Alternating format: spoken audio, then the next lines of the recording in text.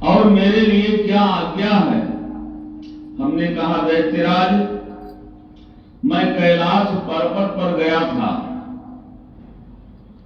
वहां शिव जी और पार्वती जी का वैभव देखकर मैं चकित रह गया। नारद जी ने जालंधर से कहा,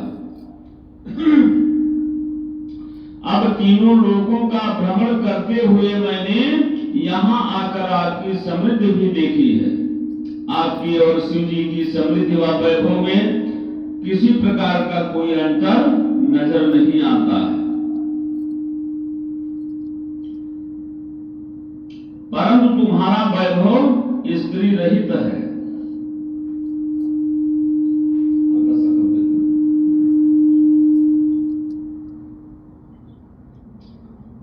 नारद जी ने कहा जालंधर से, परंतु तुम्हारा वैभव स्त्री रहित है।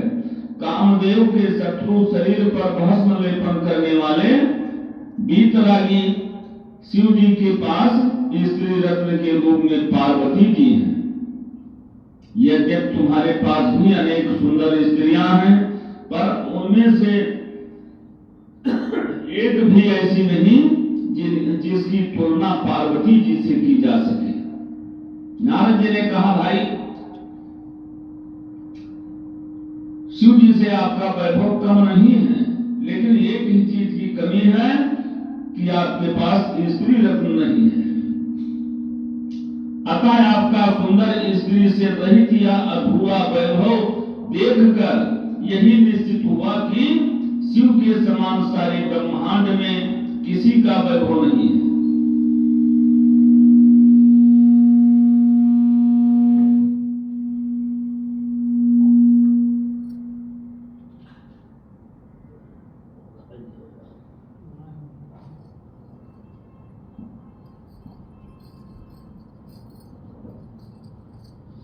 बोले लक्ष्मी नारायण भगवान की जय।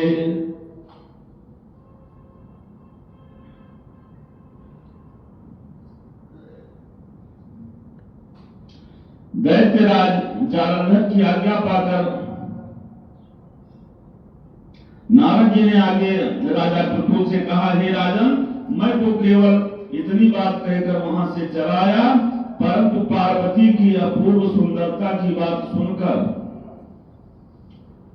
शिव जी की समृद्धि व वैभव में किसी प्रकार का कोई अंतर नजर नहीं आता, परंतु तुम्हारा वैभव स्त्री रहित है। कामदेव के शत्रु शरीर पर भस्म लेपन करने वाले वीतरागी शिव जी के पास स्त्री रत्न के रूप में पार्वती जी हैं। यद्यपि तुम्हारे पास भी अनेक सुंदर स्त्रियां हैं, परंतु उनमें से एक भी ऐसी नहीं जिसकी तुलना पार्वती जी से की जा सके।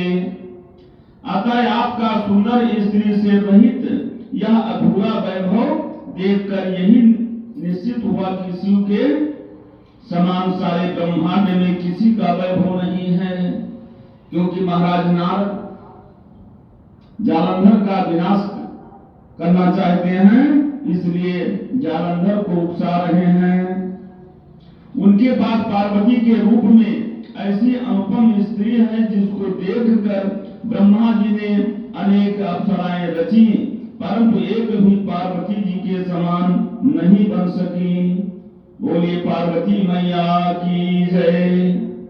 नारद जी ने आगे राजा पृथु से कहा, हे राजन, मैं तो केवल इतनी बात कहकर वहां से चला आया, परंतु पार्वती जी की अपूर्व सुंदरता की बात सुनकर जालंधर कामदेव के ज्वर से पीड़ित हो गया। उसने उसी समय राहु को बुलाकर कहा कि तुम अभी कैलाश पर्वत पर जाकर शिव को हमारी आज्ञा सुनाओ। तुम शिव से कहना कि त्रिलोकी के राजा अति पराक्रमी जालंधर ने आज्ञा दी है कि तीन लोक के नाथ और सब रत्नों के स्वामी जालंधर के होते हुए तुम संसारवासी तथा नरमुंडों की माला धारण करने वाले जटाजूटधारी अवधूत के पास पार्वती जैसी परम सुंदर स्त्री शोभा नहीं देती। तीनों लोकों का स्वामी होने के कारण सभी शत्रुओं पर मेरा अधिकार है, क्योंकि पार्वती स्त्री रूप में रत्न है, अतः वह मेरे पास ही शोभित हो सकती हैं। जालंधर की बुद्धि खराब हो गई। दैत्यराज जालंधर की आज्ञा पाकर राहु उसी समय चंद्रमा के समान उज्जवल कैलाश पर्वत पर जा पहुंचा और अपनी भयानक दृष्टि से देदीप्यमान कैलाश पर्वत को काला कर दिया। तब भगवान शिव के द्वारपाल नंदी द्वारा शिव के सन्मुख उपस्थित किए जाने पर राहु ने दैत्यराज जालंधर की उपरोक्त आज्ञा सुना दी। राहु की यह बात सुनते ही भगवान शिव की दोनों भ्रिकुटियां कमान के समान तन गई। उनकी भवों से एक अति भयंकर पुरुष उत्पन्न हुआ, जो सिंह के समान मुंह वाला था। उसके लाल लाल अग्नि के समान विकराल नेत्र थे और उसके सारे शरीर पर बड़े बड़े बाल खड़े हुए थे। उत्पन्न होते ही वह भयंकर मनुष्य विकराल मुख फैलाकर राहु को खा जाने के लिए आगे बढ़ा।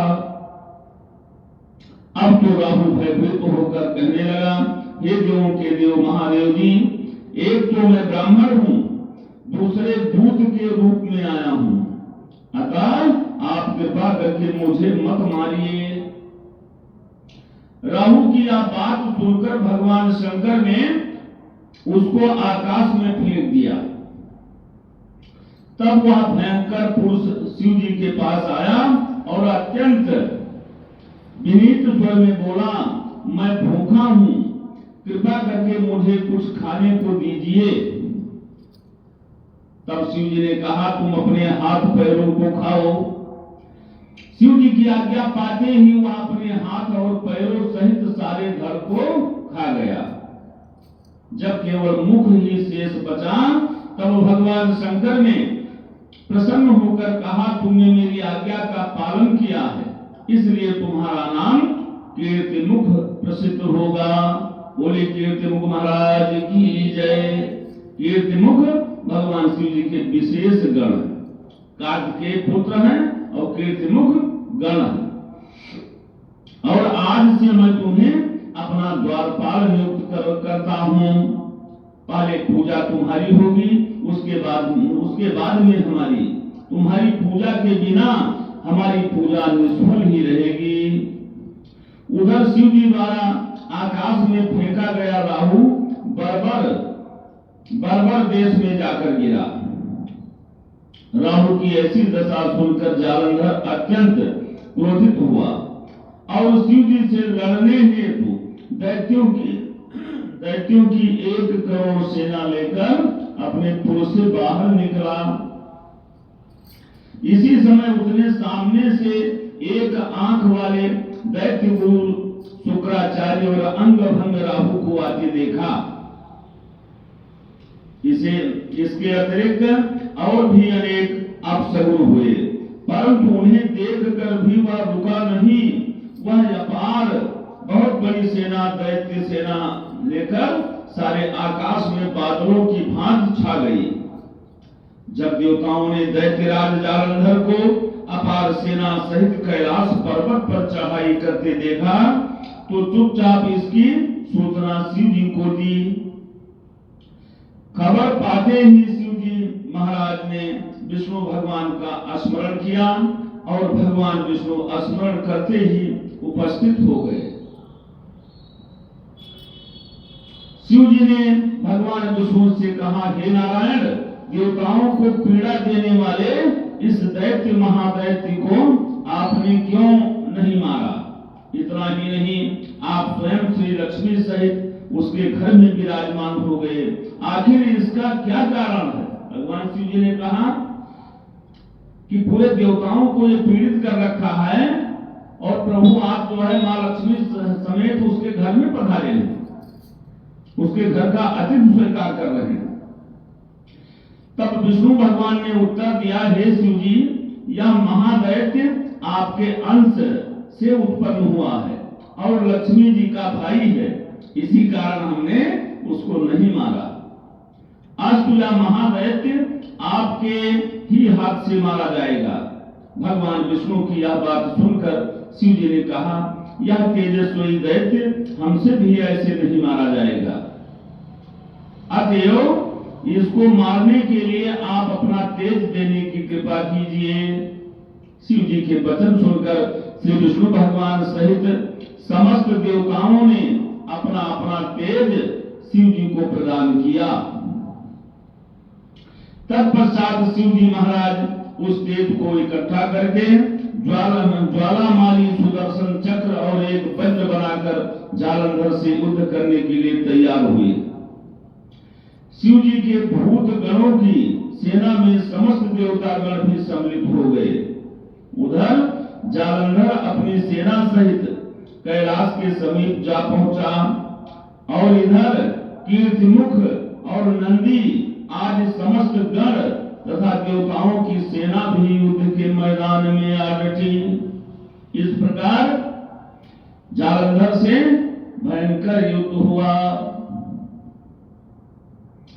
देवताओं और जालंधर की सेना में ऐसा घोर संग्राम हुआ कि समस्त भूमंडल कंपायमान हो गया। युद्ध के मैदान में जितने दैत्य मरते, दैत्य गुरु शंकराचार्य उन्हें अपनी संजीवनी विद्या से जीवित कर देते थे। यह दृश्य देख भूतादि गणों ने शिव जी के समीप जाकर उनसे संपूर्ण वृतांत कहा। तब शिव जी ने कंदरा के समान मुख वाली महाभयंकर लाल जंघा नामक एक कन्या अपने मुख से उत्पन्न की। वह कन्या हुंकार मारकर दैत्यों को अपने मुख में डालती हुई श्री शुक्राचार्य को उठाकर आलोप हो गई, यानी शुक्राचार्य को ही वो कन्या उठा ले गई।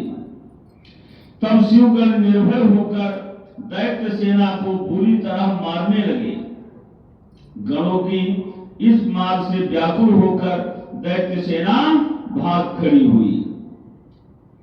दैत्य सेना को इस प्रकार भागते हुए देखकर जालंधर के सेनापति शुंभ निशुंभ और कालनेमि ने आगे बढ़कर देव सेना पर प्रत्याक्रमण कर दिया। जब देव सेना दैत्यों की मार से विचलित हो उठी, तब गणेश जी और शुंभ का घनघोर संग्राम हुआ। महाराज गणेश जी और शुंभ की लड़ाई होने लगी। दैत्यों को पराजित होते देख जालंधर स्वयं युद्ध क्षेत्र में आया। उसे देखकर वीरभद्र ने जालंधर पर अनेक प्रहार किए। तब जालंधर ने क्रोधित होकर अपना परिघ उस पर दे मारा और उसके रथ की ध्वजा काट दी। फिर उसने देवसेना पर भयंकर बाण वर्षा करके उसमें भगदड़ मचा दी। अपनी सेना की यह दशा देखकर स्वयं शिव जी नंदी पर सवार होकर युद्ध क्षेत्र में आए और उन्होंने तीव्र बाणों की वर्षा प्रारंभ कर दी।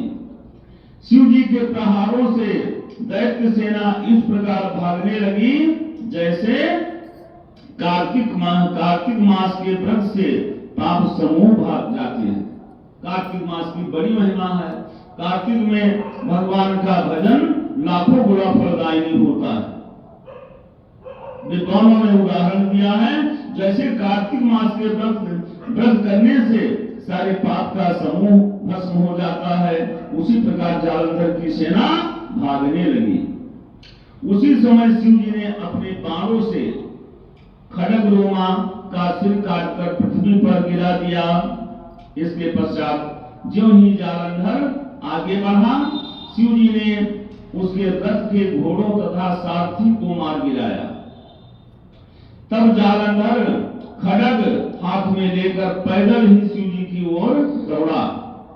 शिव जी ने तत्क्षण आगे बढ़कर एक मुक्का उसकी छाती में मारा, जिससे जालंधर अचेत हो गया।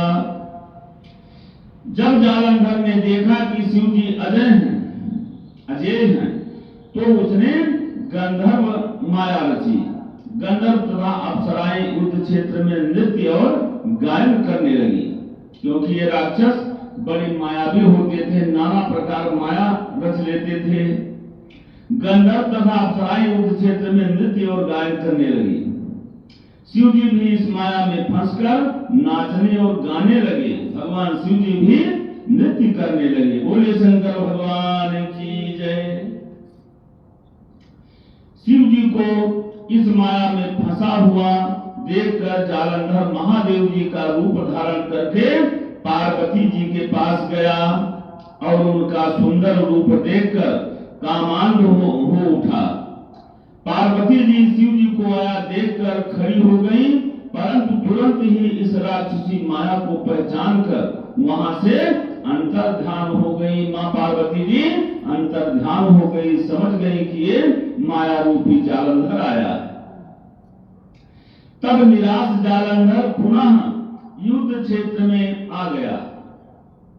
उधर जालंधर के चले जाने पर पार्वती जी ने ज्यों ही भगवान विष्णु का स्मरण किया, वह तत्काल उपस्थित हो गए और उन्होंने जालंधर के शीघ्र मारे जाने का आश्वासन दिया। भगवान विष्णु ने मां पार्वती जी को आश्वासन दिया कि अति शीघ्र ये जालंधर मारा जाएगा। भगवान विष्णु विचारने लगे कि जालंधर ने स्वयं ही अपनी मृत्यु का रास्ता बता दिया। यह दुष्ट वृंदा के पतिव्रत धर्म के कारण ही नहीं मर रहा है।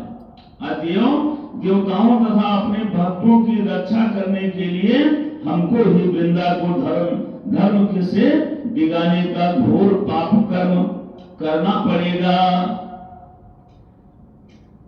क्योंकि ऐसा किए बिना यह दुष्ट नहीं मरेगा। इतनी ही देर में शिव जी भी राक्षसी माया से मुक्त हो गए और जालंधर को आया देखकर उस पर बाण वर्षा करने लगे। बोले लक्ष्मी नारायण भगवान की जय।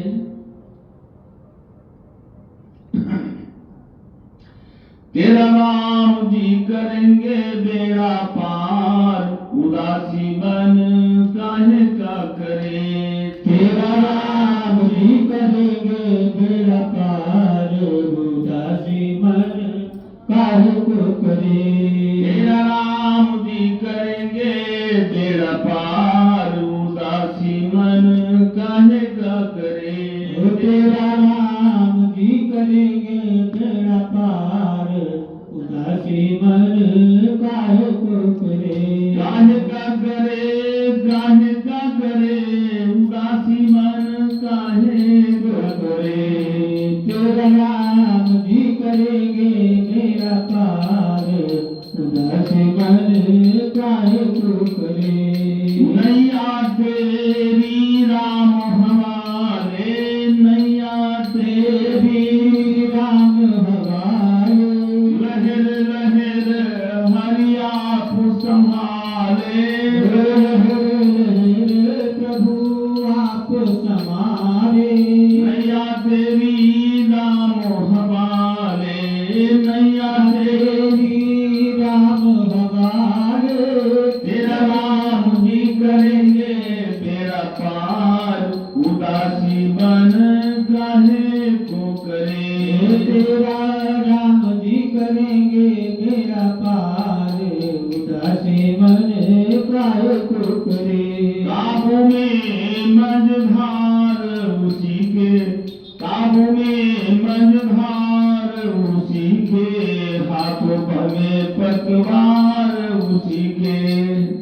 काबू में मझधार उसी के, हाथों में पतवार उसी के, हाथों में पतवार उसी के। तेरा नाम जी करेंगे बेड़ा पार, उदासी मन काहे को करे। सहज किनारा मिल जाएगा, सहज किनारा मिल जाएगा। परम सहारा मिल जाएगा। परम सहारा मिल जाएगा। डोरी सौंप के तो देख,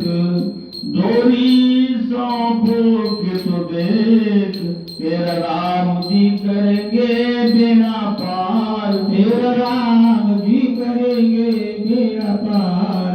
उदासी मन काहे हो गए। बोली श्री राघवेंद्र सरकार की जय। आइए आरती किया जाए। ओम जय जगदीश।